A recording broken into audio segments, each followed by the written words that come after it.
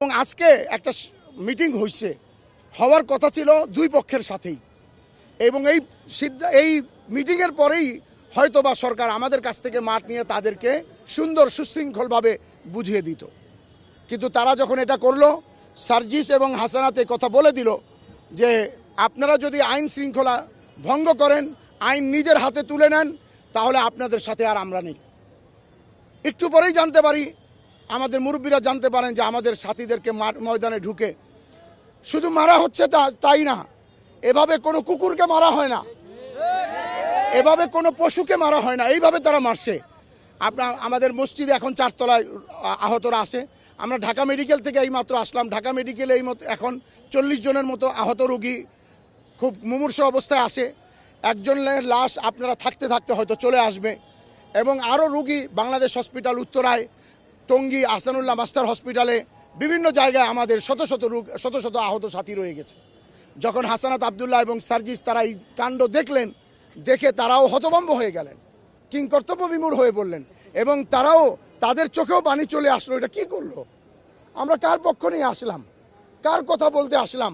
আমি আপনাদের নাম বলবো না, সরকারি পর্যায়ের লোক আমাদেরকে এই কথা পর্যন্ত বলছে, আপনারা এদের সাথে 6 বছর চলছেন কিভাবে বরদাস্ত করছেন এদেরকে 6 বছর? এরা মাঠে ঢুকে এই হত্যাযজ্ঞ চালায়। এরপরে আমাদের সাথী মুরব্বীরা কাকরাইলে জড়ো হতে থাকে, আমাদের মশওয়ারা হয়, পরামর্শের পরে আমাদের কিছু সিদ্ধান্ত হয়। আমি সিদ্ধান্তগুলি শুধু আপনাদেরকে জানিয়ে দেব। আমাদের একটি সিদ্ধান্ত হয়, আজকে সন্ধ্যার মধ্যে যদি সাদিয়ানি বাহিনী তারা যদি তার মাঠ ছেড়ে না দেয়, তাহলে আমরা আগামীকালকে সারা বাংলাদেশ থেকে এবং ঢাকা শহরের 8 পয়েন্ট থেকে আমরা লং মার্চ পায়ে হেঁটে টঙ্গীর ময়দানে গিয়ে সমবেতভাবে জোহরের নামাজ আদায় করব। এবং আমাদের আরেকটি এই পরামর্শ থেকে দাবি উত্থাপিত হয়েছে যে তারা যদি মাঠ ছেড়েও দেয়, তাহলে আমরা লং মার্চ হয়তো বা করবো না।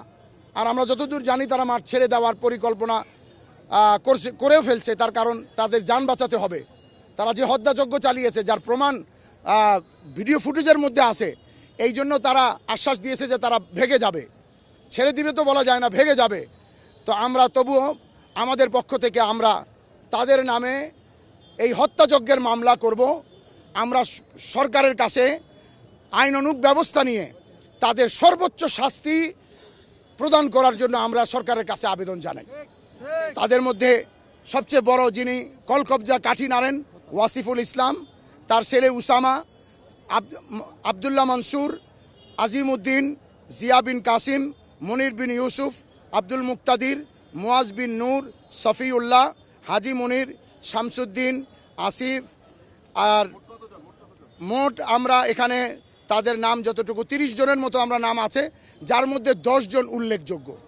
আমরা তাদের বিরুদ্ধে আইনানুগ ব্যবস্থা নিব এবং সরকারের কাছে আবেদন করব এদেরকে যাতে এখনই অ্যারেস্ট করা হয়, কারণ তারা যে অন্যায় করছে তার ফুটেজ আছে, তারা ভেগে যাবে। এদেরকে এখনই অ্যারেস্ট করা হোক এবং সর্বোচ্চ পর্যায়ের শাস্তি দিয়ে সরকার এদেরকে দৃষ্টান্তমূলক শাস্তি এরকম প্রদান করুক যাতে বাংলাদেশের জমিনে আর দ্বিতীয় কেউ কোনো এরকম কোনো ফিতনা ফাসাদ প্রতিষ্ঠা করার চেষ্টা করতে না পারে।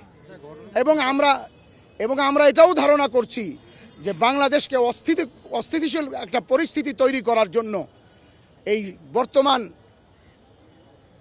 সমন্বয় বৈষম্য বিরোধী ছাত্র আন্দোলন কর্তৃক অন্তর্বর্তীকালীন সরকারকে একটা বিপদের মুখে আর একটা অস্থিতিকর পরিস্থিতিতে ফেলে দেওয়ার জন্য যারা চক্রান্ত করছে, এই চক্রান্তের একটা বীজ হলো এই সাদিয়ানি বাহিনী। এরা ভারতের দ্বারা ব্যবহৃত হচ্ছে, যেহেতু তাদের আমির ভারতের, এবং এই ভারতের দালালি করছে তারা, এবং এই ভারতের দালালি করেই তারা আমাদের দেশে ফিতনা ফাসাদ করছে।